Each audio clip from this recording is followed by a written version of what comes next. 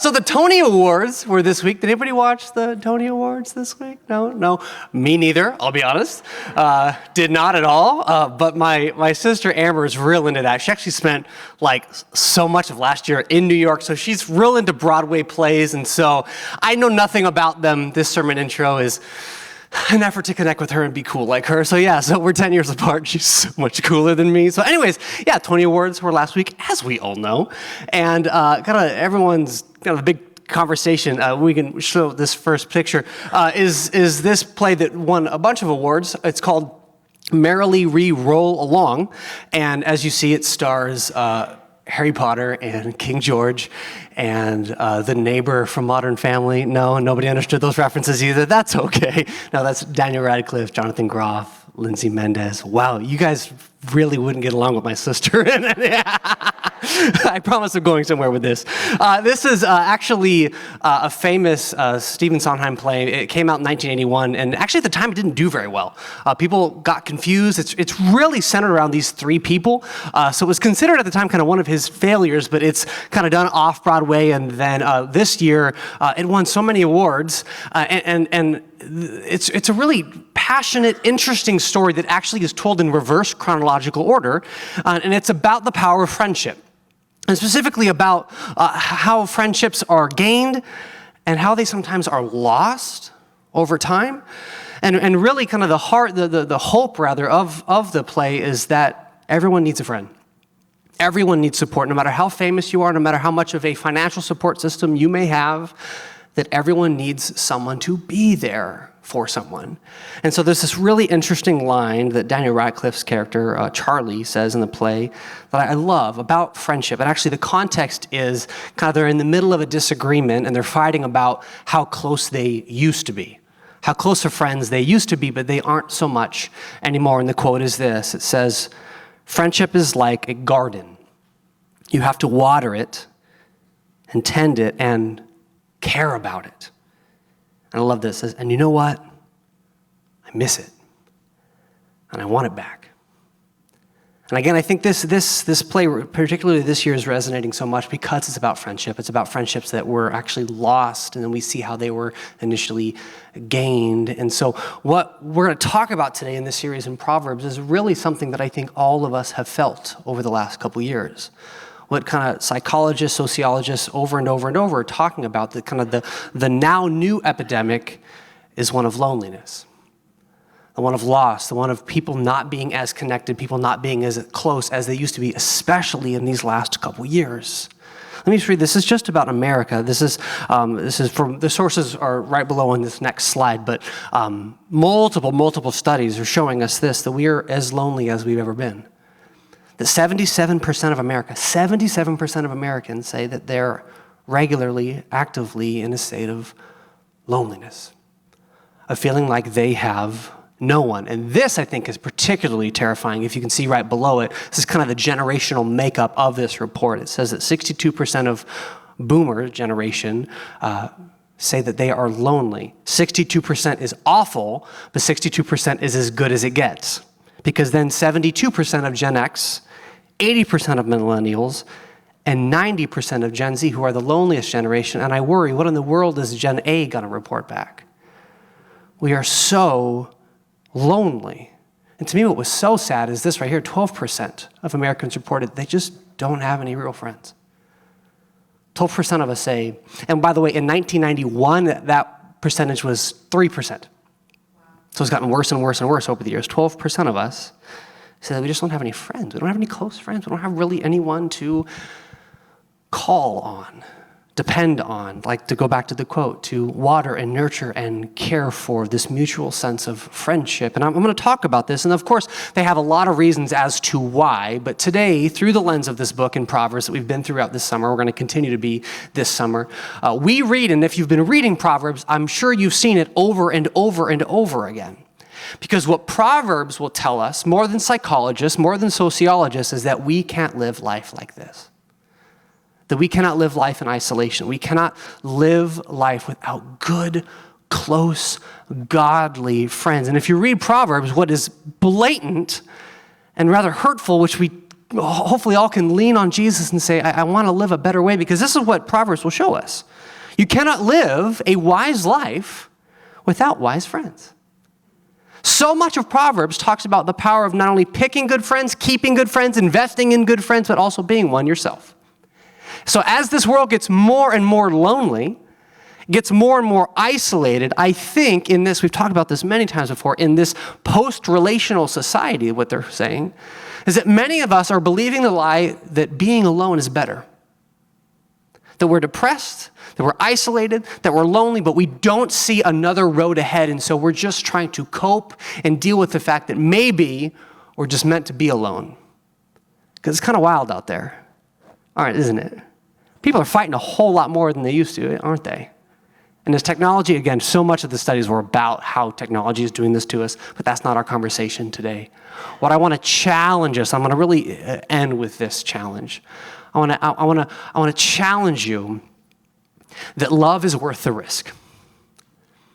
That I think all of us have been hurt before, all of us have been betrayed before, all of us have lost friends. I'm literally saying my ending right now because it just feels appropriate for this moment. But the way that Proverbs teaches us and what the gospel shows us is that building new friends and maintaining good friends, love is always worth the risk. So may we always be people that lean forward and say, though it might be scary, and shoot, it's very awkward, we always want to be about planting and nurturing and keeping good friends and being good friends ourselves. Again, Proverbs teaches us very plainly that you can't have a wise life without wise friends. So today, kind of twofold, I want to talk about how do we find good friends? What do wise friends, according to Proverbs, look like? And then also with every verse, I hope there's a kind of second way to look at it, which is, may we all strive to be those kind of friends. May we all strive to be wise friends for someone else. So if you're taking notes this morning, those are just 4 ways in which Proverbs shows us what does a wise friend look like. And the first one is this: wise friends have a strong dependability ability. Can you say that just because it's fun to say, and that's why I said it to you this morning? Say dependability ability. Half of you awake, that's cool. Yeah, you have to have a strong dependability ability. Don't raise your hands, but maybe quickly nod and wink at me if you've ever had a very unreliable friend. What? Yeah, wow, overwhelmingly, yes. Raise your hand if they're sitting here. Just kidding, that was a joke. Don't do that. Don't do that. No, we've all had those kind of friends, very unreliable friends. And actually Proverbs is very blunt, as we've all seen. Proverbs just simply wouldn't call those people friends. They wouldn't call them maybe acquaintances. Definitely foolish if you keep reading. But it says, hey, a real friend, a Proverbs type of wise friend is someone who is not perfect, but they have a strong dependability ability. They are someone that you can regularly rely on. They're not flaky. They're not temperamental. They're not someone that always wants to rely on you, but you can never rely on them. No, Proverbs says, no, a real friend is someone that you can rely on. Someone who is dependable, and I'll prove it to you. Here's Proverbs 18:24. It says this: one who has, say it with me, unreliable friends soon comes to ruin. Ouch. So fascinating to me that this book that's so ancient speaks so true. We've all experienced that. The ruin, the pain, the destruction that can come from, I needed them, and they just disappeared. Those sort of fair weather friends that are only with you to celebrate, but never with you to support. What? A unreliable friend will make you what? Soon come to ruin. But I love this. But there is a friend who what? Sticks closer than a brother. Proverbs says there are friends, good friends, wise friends, that almost feel stronger than family because of the family that you chose, the people that you said, I want to do life with you, though the bell may toll day after day. You know me, I can never not. I'm sorry. They are with you when the clock strikes midnight. I'm so sorry. It's dark. I can't see who that was. I do apologize. Unreliable friends will ruin your life. But may we not only prayerfully strive to find those kind of friends and keep them, but may we all strive to be that kind of friend as well, that is closer than a brother. I read this to you as well. Proverbs 17 says 17. A friend what? Loves at all times. It's so sad to me that just feels so like, you don't know what you're talking about, Proverbs. Because it's hard to find friends like that that love you through the thick and the thin, the ride or die kind of people, right? A friend what? Loves at all times. Not just when you're doing good and you have something to offer them, but no, I'm here through thick and thin. A friend loves at all time. And it says, again, just using this kind of family analogy, that through times of adversity, it says, true friends can be found. It says a brother is what? Born for a time of adversity. So twofold here, I think Proverbs will force us today to do a bit of an inventory about the people in our lives and also the type of friend that we have been to the people in our lives. So I think first and foremost, I pray that we would both prayerfully strive to find and always continually be someone who is dependable, someone who is reliable. To be a true friend is someone, again, that is there when you need them the most, there when everything else is falling apart. And I think oftentimes, sadly, we have all had that experience where you walk through something, you get sick, you have some relational tension, you get a divorce, something painful and horrible that you couldn't schedule. And then you found out who your real friends were. And that list was much shorter than you hoped it would be. Again, a real friend is what? Someone who has a strong dependability ability. They are continually reliable. The second thing is this: a wise friends raise the bar and encourage growth in your life. Let's take us right to where I'm sure you're already thinking. Proverbs 27:17 says what? As iron sharpens iron, so a friend, say the word with me, sharpens a friend. Proverbs says a real friend, a wise friend, makes you sharper. It will chisel you. They will chisel away your insecurities, your doubts, your laziness, to just go through where Proverbs takes us. They make you a sharper person. And to get ahead of myself a little bit, sharpening is often painful, isn't it? But again, a real friend, a good friend will say, I see the best in you, or even I see God in you, and I'm going to encourage and I'm going to continually raise the bar in your own life. Very much like, and I know, it takes a lot of physical effort to look this average, but I do work out regularly. Don't laugh too hard, you hurt my feelings. But yeah, it's true. I work out a lot, but you can never see the difference. I don't know.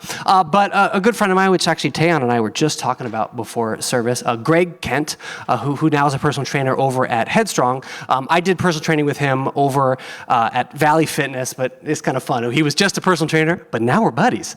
But we had this very unique relationship where when I hang out with him, he's not like, so you want to go to McDonald's? No, he's asking me specifics about what I'm putting into my body and what sort of output I'm putting into my body. You know what I mean?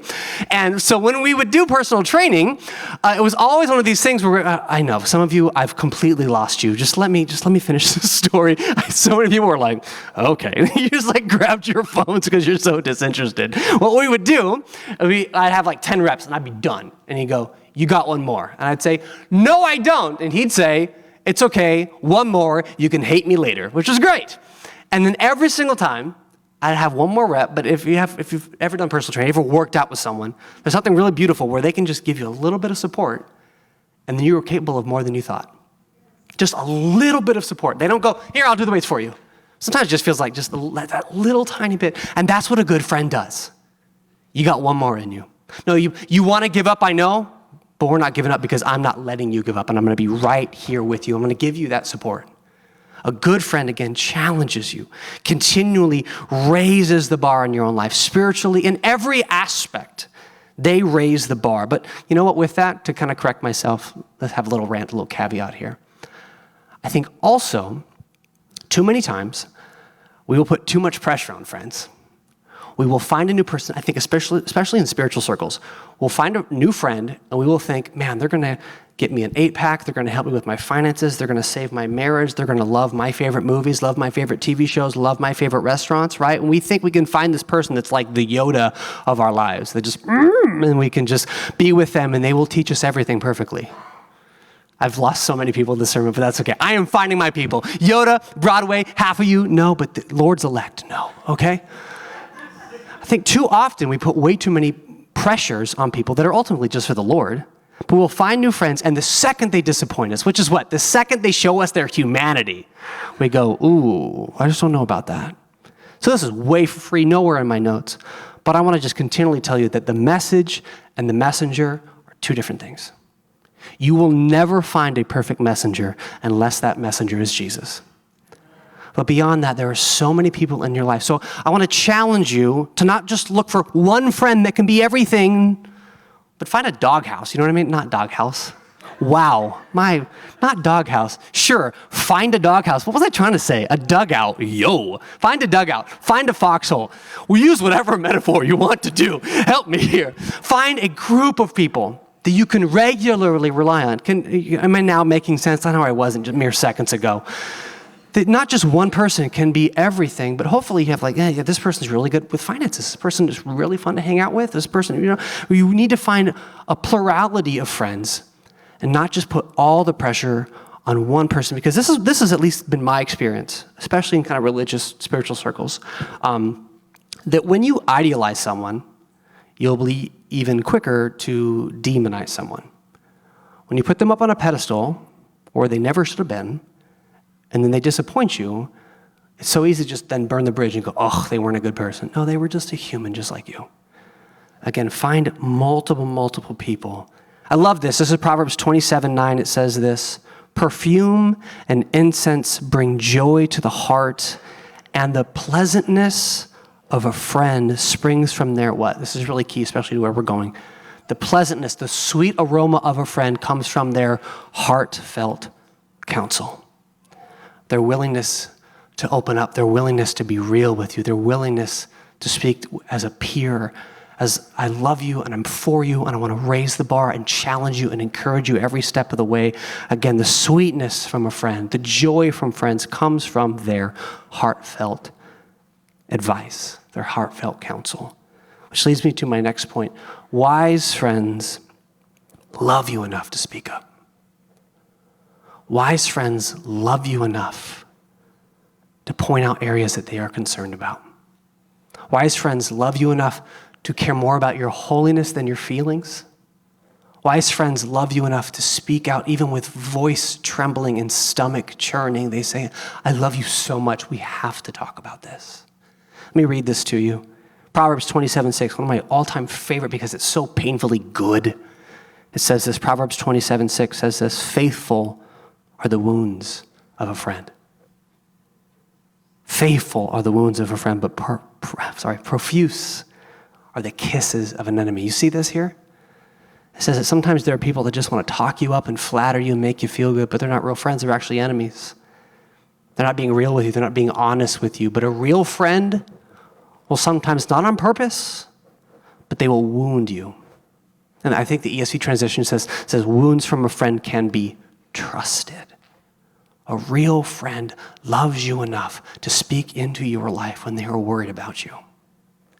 And may we always be the type of friend that speaks into other people's lives, because that is an essential part of discipleship. And I want to be honest with you, I'm not good at this.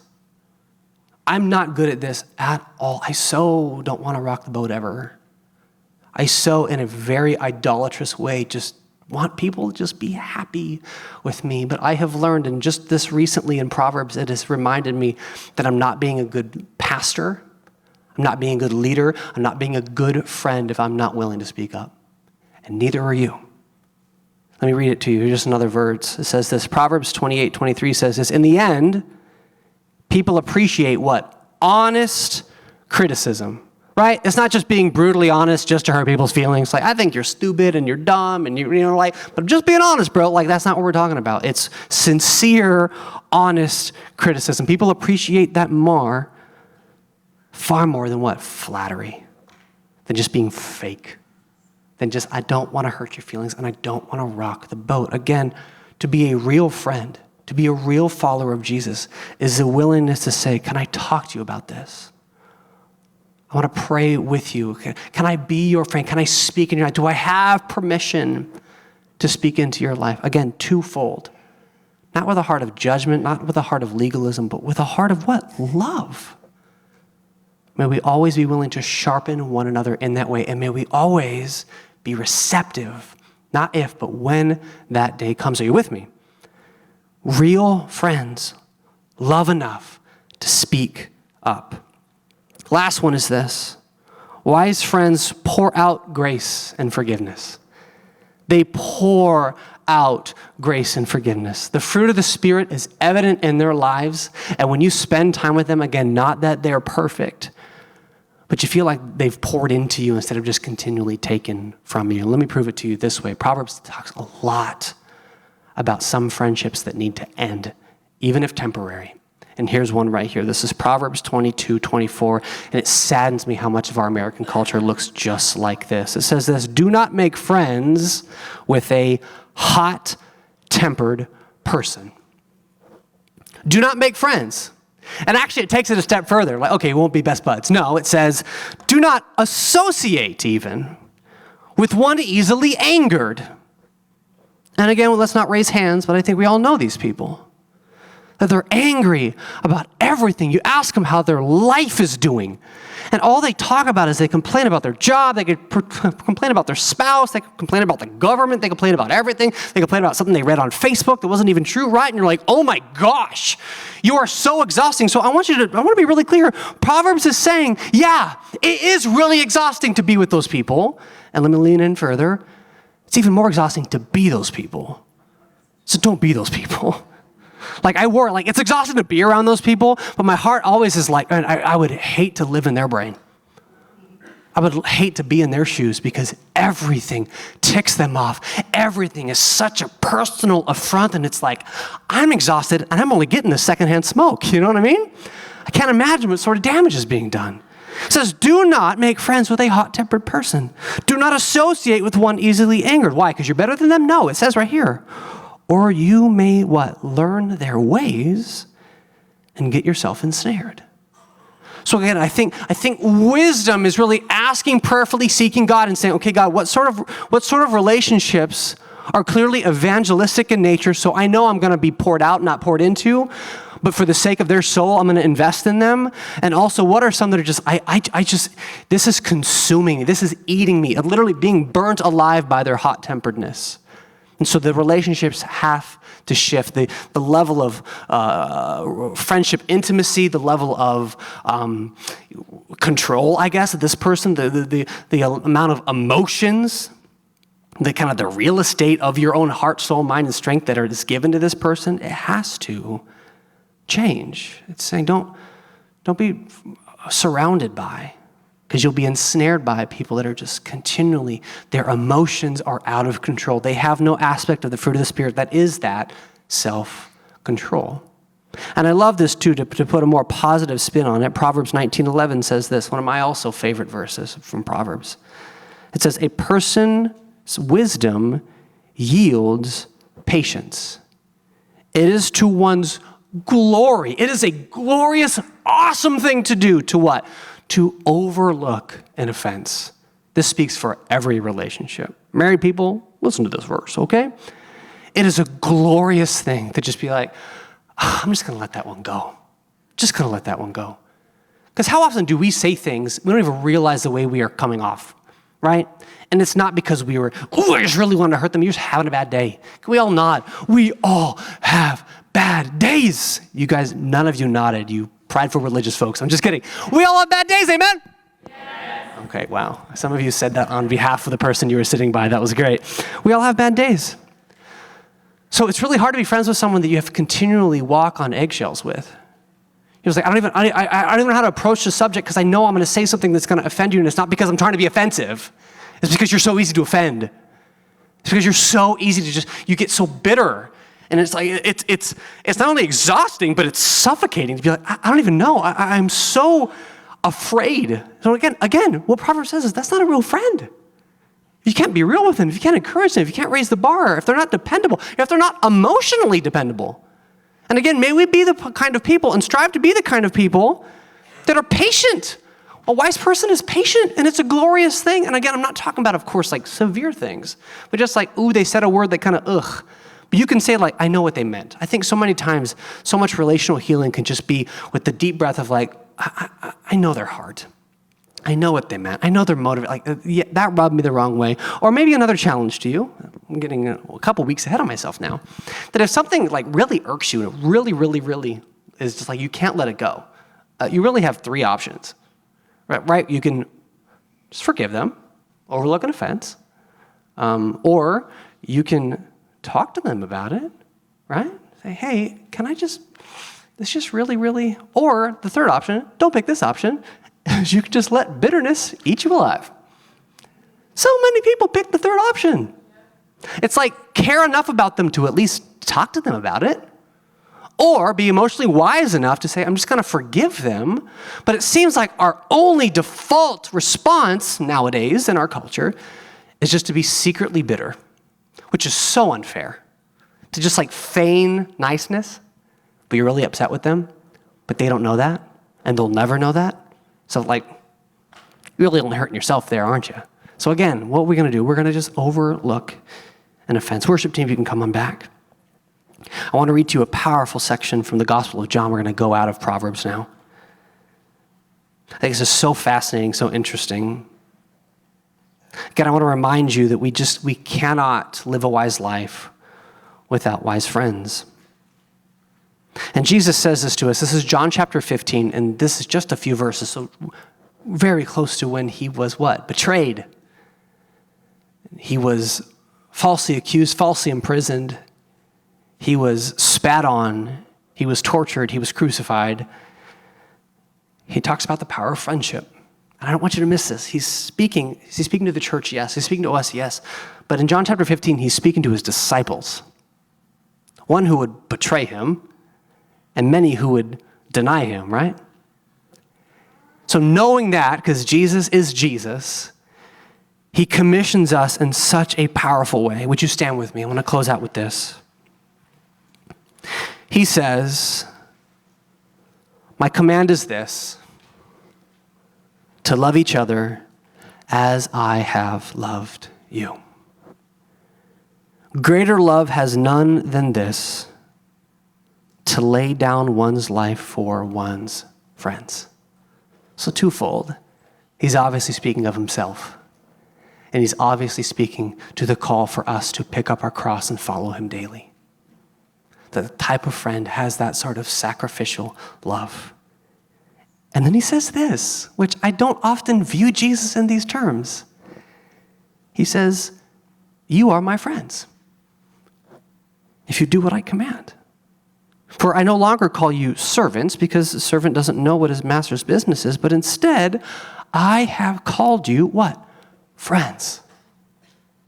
For everything that I learned from my Father, I have made known to you. And then he speaks to his disciples and says this, you did not choose me, but I chose you and appointed you so that you may what? Go and bear fruit.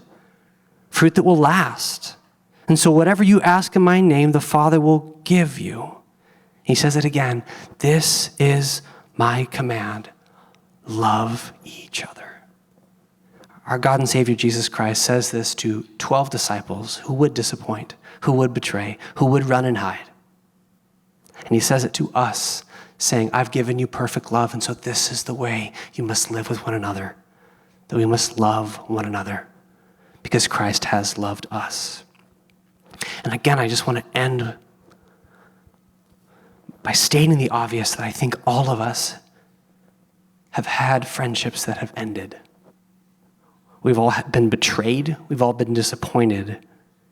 I think especially in California, we've all had friends that have just simply moved away. So there's this really interesting grief because you don't have what you once had. So they're still your friends, but not like they used to be, and that feels like a death in and of itself. We've also had people, which is so interesting because I thought this would only happen in preschool, but it's happened in adulthood. We have people that just simply act or say, I don't want to be your friend anymore. Which is one of the most weird, bizarre, and traumatic things I think I've experienced in adulthood. People saying, no thanks, don't contact me again. We've hurt people, and we've been hurt by people. And again, the temptation, and to be really real for my wife, Kristen, and I continually in our 12 years here, the temptation is continually to just simply stay isolated because who wants to be hurt like that again? Or the temptation is to just be fake, to be 2 inches deep, right? And just like pretend closeness instead of real closeness. And so I'll say it again as I close this out, which is from a journal entry from a few years ago that I wrote down, praying through forgiveness and hurt and the ways that I've hurt people, the ways that I've failed people, and me feeling so unresolved and me not knowing what to do, but knowing that I can't stay where I'm at. Again, I'll say it to you. Love is worth the risk. Love is worth the risk. I want you to know, because I had to tell myself by God's grace, that you are strong enough to build new friendships. That you are brave enough to continually invest in the people that God has placed before you. And also, to state the obvious, you are worth being someone's best friend. So I pray by the power of God's grace that, one, he would do a work of healing where we need it. That we would be brave enough and strong enough. And that doesn't mean that friendships will never change, but sometimes, just by God's orchestrating or just by the humanity, you have to love someone in a way you did not intend when friendships change. But again, friendships are worth it, but they take time. They take care. And I hope all of us say, yeah, I miss that, and I want it back. And we pray over us as we dismiss with a song. Jesus, I don't really know how to put into words what we read in John chapter 15, that you say, walk with me, do as I command, and you are my friend. So God, I pray that the Holy Spirit would fill the cracks and the scars and the wounds that we all have, because you can't live a pain-free life. And I pray that for us that have good friends, that there would be, whether it's a text or a phone call, or even just if they're here, just pull them aside and say, thanks for being my friend. I want to keep this up. And I pray that you would continually mold us and shape us in a way that we would be wise friends to each other.